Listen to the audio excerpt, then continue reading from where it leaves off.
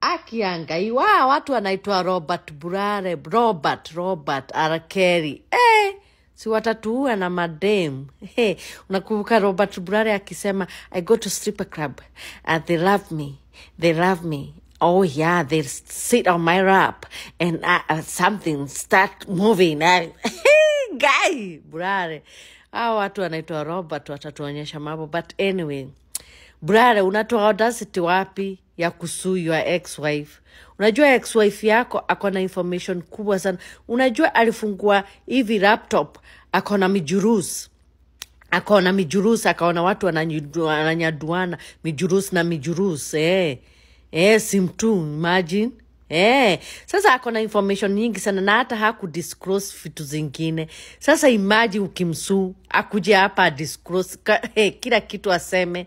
Sasa bila hata kuogopa. Alafu kai 20 million. Kai na Burare. Hata Burare unafurahisha. 20 million. Umeona chobo ya pesa pia. Kai wewe na pesa wewe. Wewe hata sijui kama ni wewe ni Mluya, wewe ni Mkikuyu.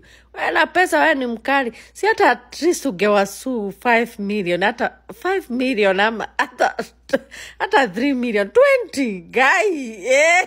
Burare. But anyways, it is what it is. Alafu unajua unamsuu lakini unaopa mademu wengi pesa. Sasa na hao mademu wakitokelezea wakusuu, my dear.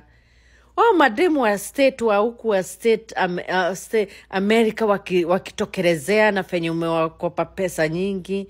Alafu mademu wa Kenya wenye hata wakona mabwana na hawezi sema anything, lakini umewakopa pesa na wakitokelezea Burare. Hey, Robert, you have to stop. Because we ukisuiwa unaweza suiwa pesa nyingi hata kuliko. Ama unataka usuwa ex wako 20 million ndio uweze kurudisha hizi zingine umekopa. Maybe ni hivyo. Maybe. But anyway. Alafu Burare nasikia uko na dikubwa. Hapo, sio mimi nimesema. Ukienda kwa Adrokibe, by the way, Adrokibe tunakumisa sana, ukuje tueleze mambo ya Burare.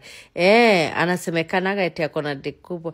Sasa diki imenyamaza hapo years and years. Hata heri ungekuna ichapisha ukuta hivi.